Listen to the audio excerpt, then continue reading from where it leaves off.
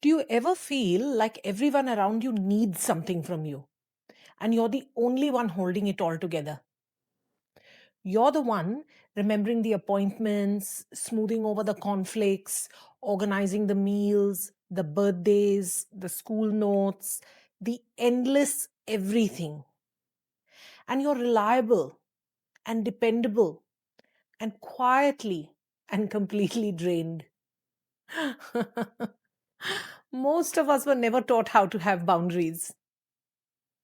We were taught how to care, how to help, how to serve, but not how to stop. We learned that love says yes, and that being needed means we matter. And before long, we're so busy being everything to everyone that we disappear inside our own lives. But here's the truth: boundaries are not selfish, and they are not unchristian, though many think that they are. They are wisdom with God. They are the invisible lines that protect what's sacred: your peace, your purpose, your presence. They help you love people well instead of loving them to the point of collapse.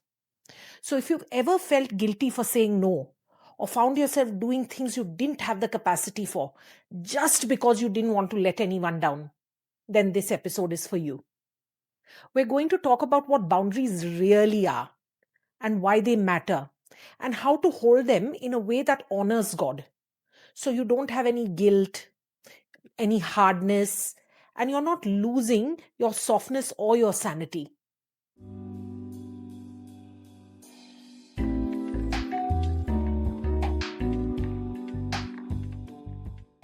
Hi, I'm Petrina, and this is Pretty Deep, the place where we talk about purpose, identity, faith, creativity, all the deep stuff that shapes who we are, and also the fun stuff that makes life beautiful. I'm so glad you're here. Let's dive in. We'll start here. What are boundaries, really? Most of us don't even realize we need boundaries until we are running on empty. We're so used to saying yes. Yes to the extra task at work. Yes to another school commitment. Yes to being everyone's emotional glue. Exhaustion just feels normal to us. We call it and think of it as being dependable, or being loving, or being the strong one. But deep down, we're just tired.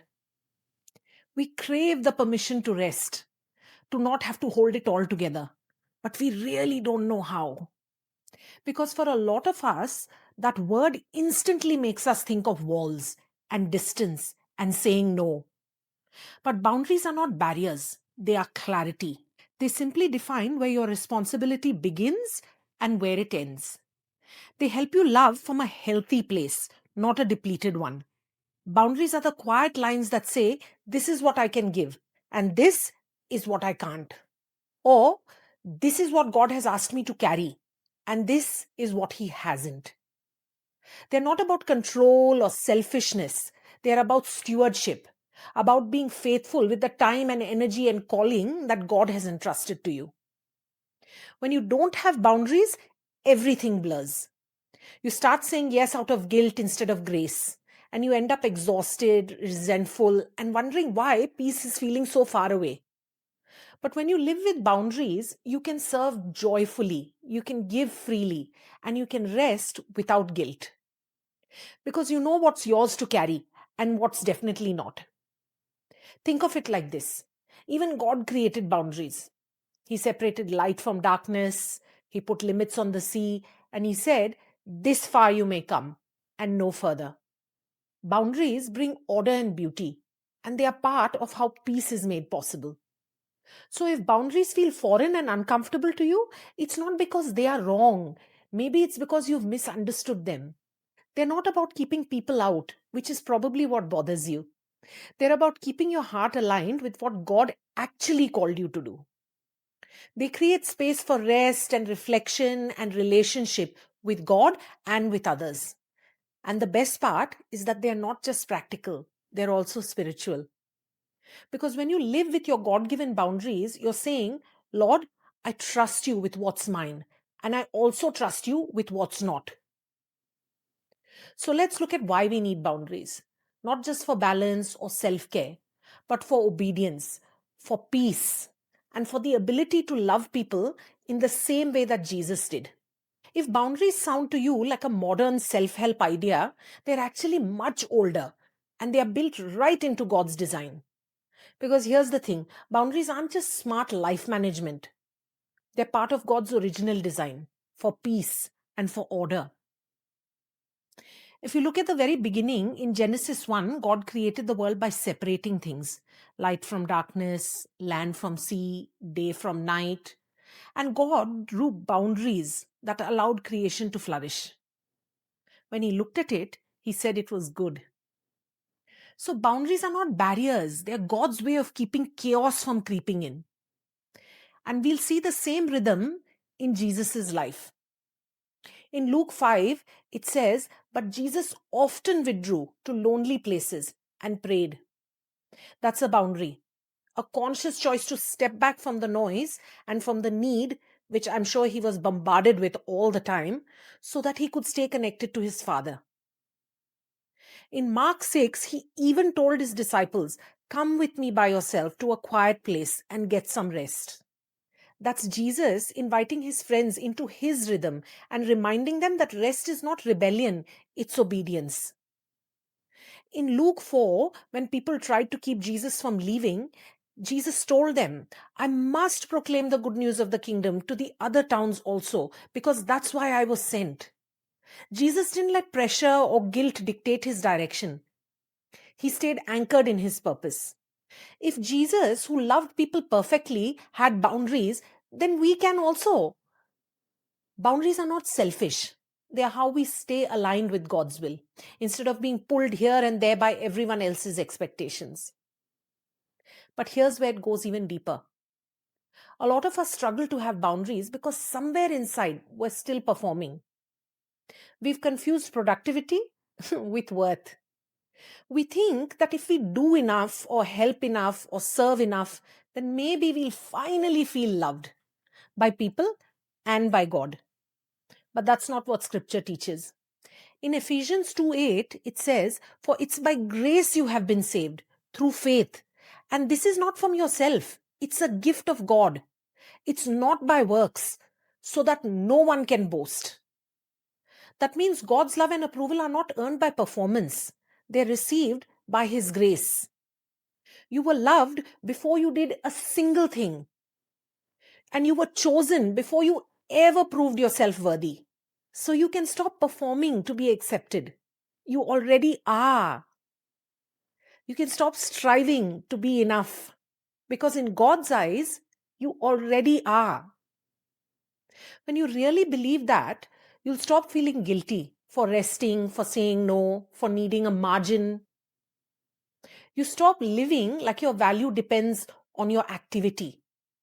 You stop living like your value depends on your usefulness. And that's where boundaries become not just practical, but spiritual. They are how we live out the truth that we are loved apart from our doing. Because when you no longer need to prove your worth, you can finally live from peace instead of living from pressure. I've had to learn this the slow way. For years, I thought love meant doing everything, especially for my kids. I wanted to protect them, make their lives easy. And in my mind, I thought I was being a good mom. Thank goodness I learned early on that if I never let them do anything for themselves, I was simply teaching them that they didn't have to. That lesson stung a little, and it was so hard to live out, but it changed them and me for the better. I began to step back just enough to let them grow. And you know what? They rose to it. They became capable and confident. And I've become more peaceful. Don't get me wrong, they're far from perfect, but then so am I. I learned that boundaries don't distance you from people, those boundaries develop them.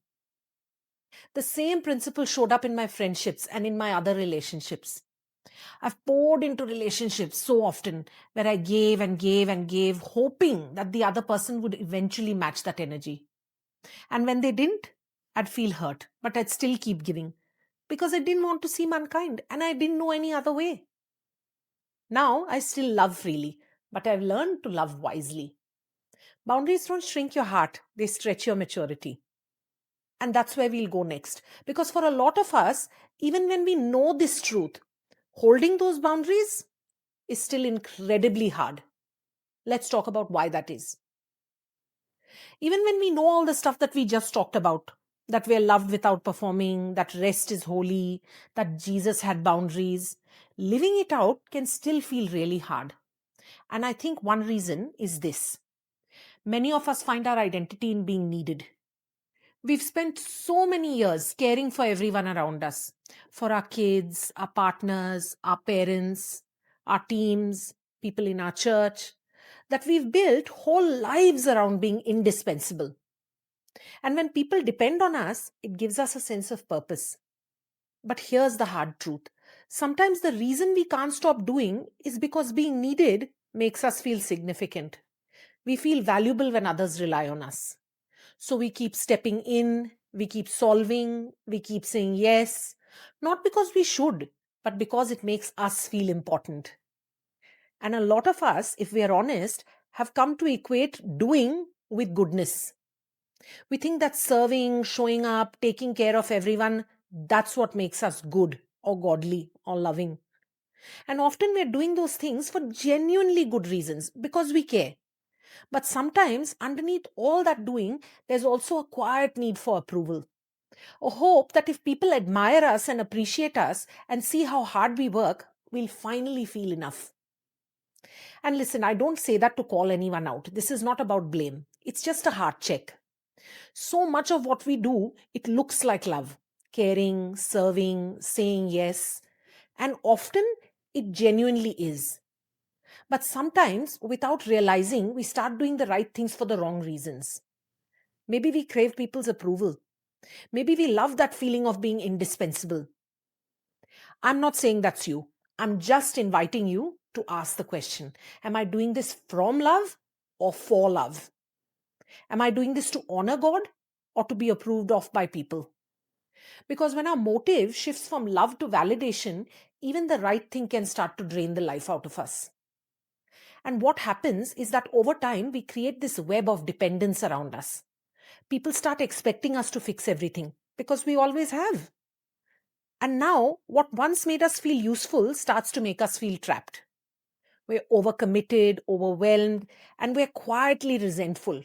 All because we have built systems that depend on our exhaustion.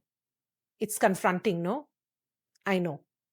But sometimes love becomes unhealthy when it doesn't leave room for others to grow or for God to work. If I'm doing everything for my children because I need to feel needed, I'm actually teaching them dependence, not resilience. If I'm always saying yes to everything because I want to be liked, I'm teaching people that my time is not valuable. And if I'm running myself into the ground serving others because I think that's what makes me holy, then I'm missing the heart of grace. In Matthew 11:28, Jesus says, "Come to me, all you who are weary and burdened, and I will give you rest." Jesus didn't say, "Work harder and I'll love you more." He said, "Come, rest, be, let me carry what you can't." We're not designed to hold everything. And every time we push past the limits of grace, out of guilt, out of habit, out of pride, we step into the kind of striving that God never asked of us. So if you find yourself tired and stretched thin and secretly resentful, it's not because you're failing, it's because you're human. And maybe it's time to let God rewrite what significance looks like to you. Because your worth isn't in how many people need you, it's in who made you. Boundaries aren't a rejection of love. In fact, they are how love stays pure. They create space for other people to grow, for you to breathe, and for God to actually move. And when we start living that way from trust instead of tension, it's actually life changing. So now that we've talked about why boundaries matter and why they are so hard, let's get practical. How do we start creating and holding boundaries in a way that honors God, in a way that protects our peace and strengthens our relationships with the people in our world? How do we start setting boundaries without guilt and in a way that looks like Jesus? First, we start with prayer. Before you draw a line with anyone else, take it to God. Ask Him, Lord, what's mine to carry and what isn't? Because not every need that crosses your path is your assignment. When you ask God first, you stop reacting to pressure and you start responding to purpose. Second, let your boundaries come from peace, not from frustration. Sometimes we wait until we are burnt out and mad to actually say no, but then it comes out sharp. But Jesus never reacted out of exhaustion, He responded out of alignment. In Colossians 3, Paul says, "Let the peace of Christ rule in your hearts." That means peace should be the referee, the one that calls it when something is out of bounds. Now, third, speak the truth, but speak it kindly. Boundaries don't have to sound defensive, they can sound calm and clear and loving. And you can say things like, I'd love to help, but I don't have the capacity right now. Or you can say, I can't take that on, but thank you for thinking of me. Or, I need a little time to pray about this first. None of those things is rude. They're all responsible. In Ephesians 4, it says, speak the truth in love. Truth and love are not opposites, they are partners. Fourth, be consistent. Boundaries only work when you hold them, even when it's uncomfortable. People will test them at first, not out of malice, just out of habit. But as you stay consistent, you'll retrain both yourself and others to live in a new healthy rhythm. Remember, consistency communicates respect for God, for others, and for yourself. Fifth, trust God with all the gaps. Sometimes we don't hold boundaries because we are scared that things will fall apart if we do.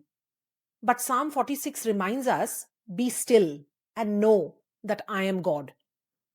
When you step back in obedience, you make space for God to step in with provision and wisdom and grace.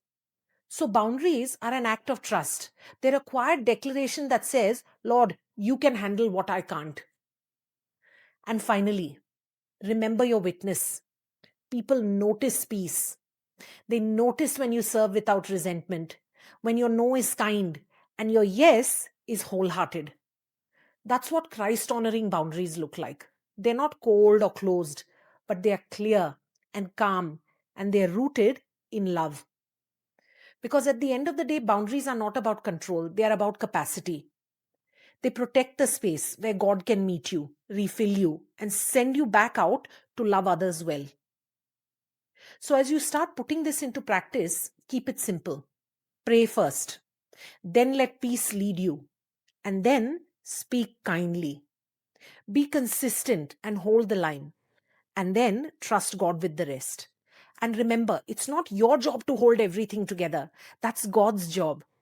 Your job is to stay faithful and rested and available to what God is actually asking of you. Okay, so as we close, I want you to remember this. Boundaries are not selfish, they're sacred. They're not about control, they are about capacity. And they protect the space where God can refill you and realign you and remind you that you're already loved. When you live with healthy boundaries, you make room for peace and purpose and presence. You can serve with joy, you can rest without guilt, and you can love people deeply because you're not losing yourself in the process. That's what it means to live from grace, not grind. So before you move on with your day, take one small moment to reflect. What's one boundary that would protect your peace this week? One gentle no, or one wise, not right now. Write it down. Tell someone you trust. Pray it through. Start small, but start because peace grows when boundaries begin. And that's a beautiful place to end today because next week we are going to talk about how to end the year well. Can you believe another year is almost over? And I know some of you are crossing the finish line strong, while others are crawling there with coffee and prayer. But before we rush into next year's goals, let's pause together and talk about what it really means to finish well. We'll look back with gratitude. We'll release what's been heavy. And we'll step into the new year with peace and purpose, trusting that the same God who carried us through this year will meet us in the next one.